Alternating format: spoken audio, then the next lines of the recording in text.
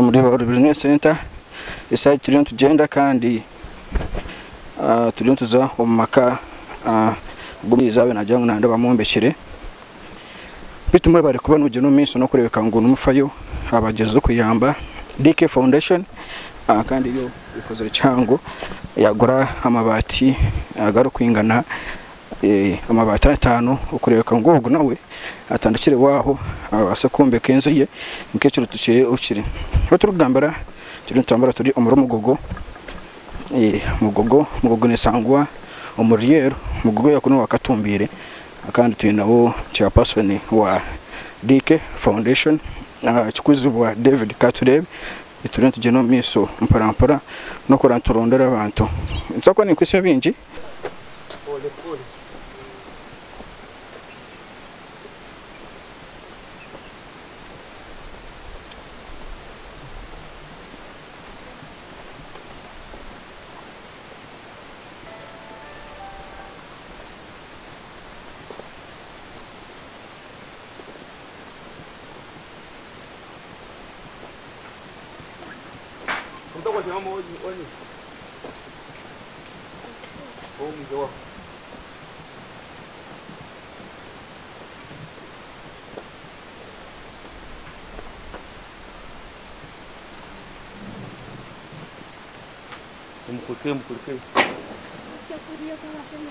banzo kubakira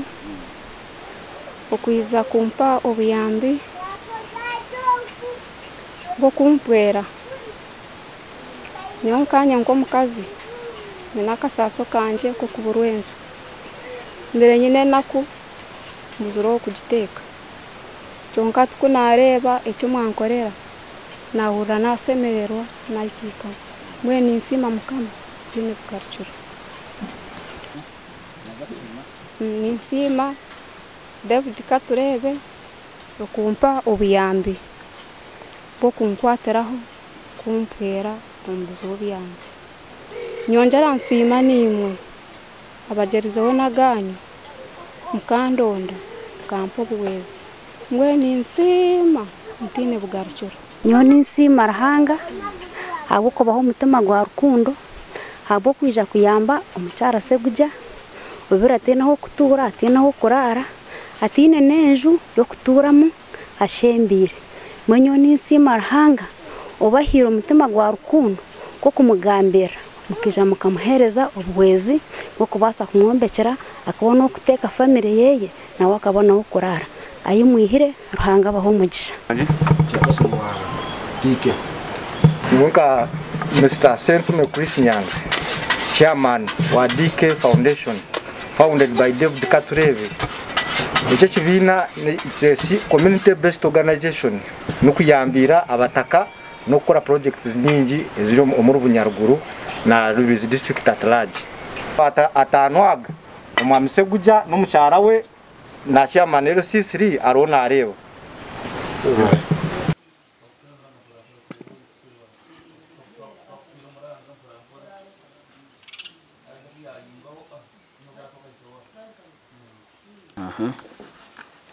Diricho wagamba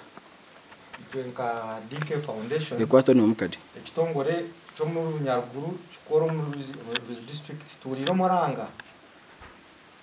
gumwana witu wacyaro wo mu family yangu yo mugenzi mayi ayino busasi bwingi ko yafunire kandi ayina kuza umwirwaro kugira ngo agomba munabisa twagira nito ko twiziremo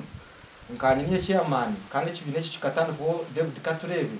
twagira ngo twakwatse tubahereza we mutwaro 20 mugiro mwatanze kuko mbusasi turinemwe muri byona turinemwe mwebare kana hano msima na chairman Innocent ese chairman ese siri wariye sub county enkwata nsiye n'abantu no kakura nakasasi kabantu akateko mu bantu kugira ngo abayambire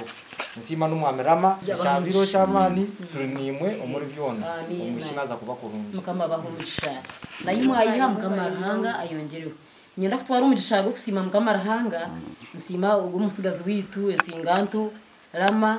ahubwo ikikorwa cyakozere kandi nsima cya Manuel C3 mazimani ihatana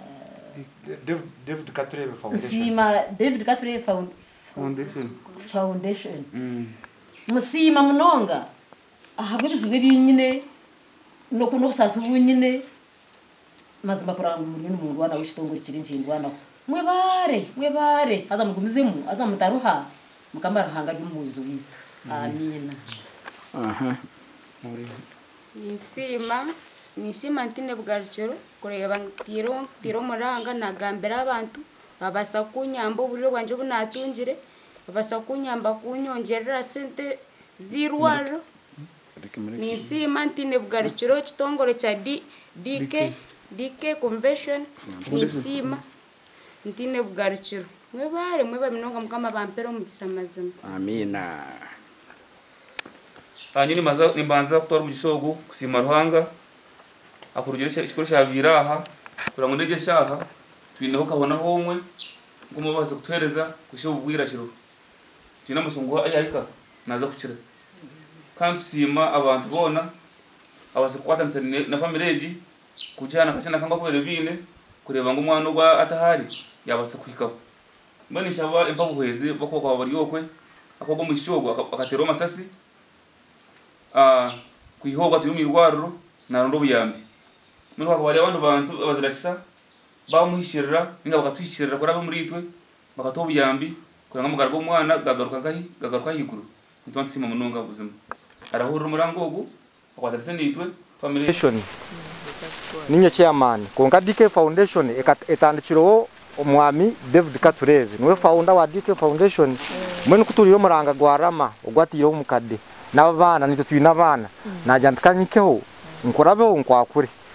njira kinakwasa nakuletera kilo 3 za sukari nakuletera nakasaketi kachi ubusaketi bomunyu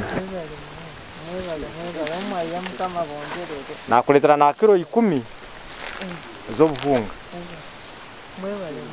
nakuletera na sabuni half box imitemukaga ya sabuni nabona nakwantuka munsaho ninza kwa emitwaro 5 betuzukuruga omukitongore cha DKF mukaba David mukaba Katurebe no mukama wacu nyowe ndi chairman we kibinecho emitwaro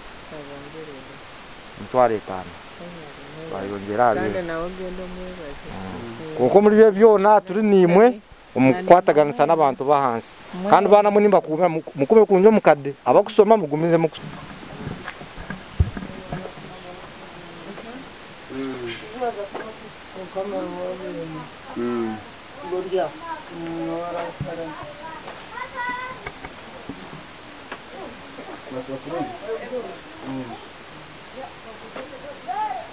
ati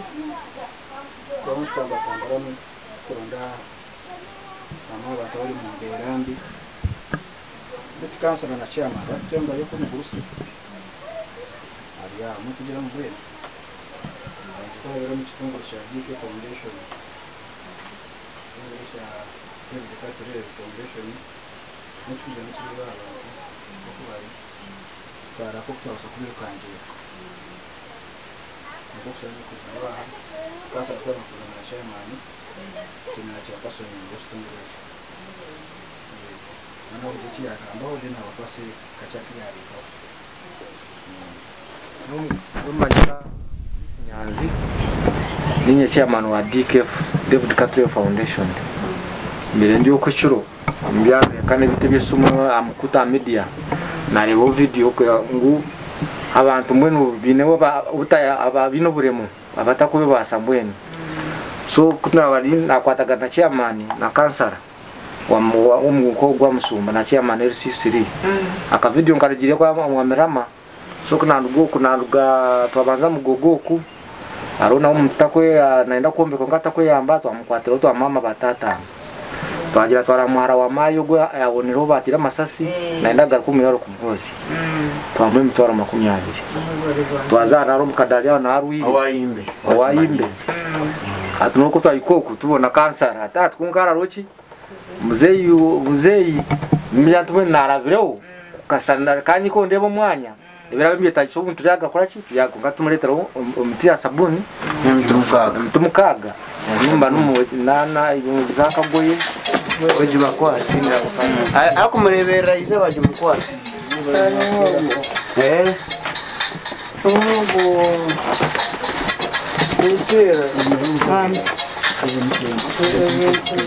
mukadereva kuri umukamera Ndi chairman wa DK Foundation founded by David Katurebe na kwasa mukadde amazina ninyo Constance Nyamwiza. Constance Nyamwiza kurwaza muzeyi Mabwene twaikaho towe twamureba kandi bikweyongeraho nini kunira abazira kisabona bize bakwatira muzeyi Mabwene nitumsagaruka Kwari mwabari aha nitubendeza muzeyi kuzaza muzeyi akawasa kuchira ngo munonga ugwira kamaza nawe atarwe rigose bamtora rugazi basemeza yaho ati ngo atarembere mbwene mpalianse echikweta ngesubwa nkebyo kunywa kivi na usabone kobu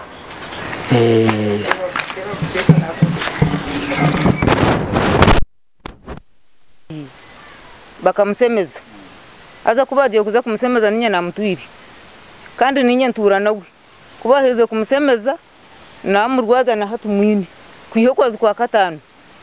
tinkarugaga amakaganje garukuri konko buyambe bukumutagisa no sente zo kumutwara mwirwaro no kuriya na nimboga kandi imboga to kurondo ikasenta ko kugira ngo noza kuzagura nkakaboga nkaka ko kumulisa ko kumuzanzaba sente zinkwetagise musa ko kumutwara yuwa mutwara yo nono manyate sente ni ntunga nimba nsaba zininga konkino twara umuntu wamuseho bamuragurira nurabe mbakugambira sente zo kubana ogirota izuba kubana benda bariyo bamukora nekipaza mizuru hari ntwara umugisha go kusima Mr. Rama nango kutwarira hamwe n'ekitongole kya DK Foundation ekiriyo nkigezaho okureba abantu bahansi no kubayamba nimba sima abo byambo mwabasa kwiza kureta mu rukagwange gwa musumba obuyambe bono mwahereza abantu nimba sima ntine bukoma na bugarukiro kandi ninsaba n'abantu bantu ebitongole government mubase kwiza nimba terro muranga abantu bari enyuma bino obweremwa twina baruire twina bagurusi abatakwebasa abakwetaga obuyambi muyize musube mbongereho tuyambira abantu bitu turengwa abantu baguma bina magara marungi amazina ndaho nareba mugarura John Bosco kansara wo mu rukagwa musumba.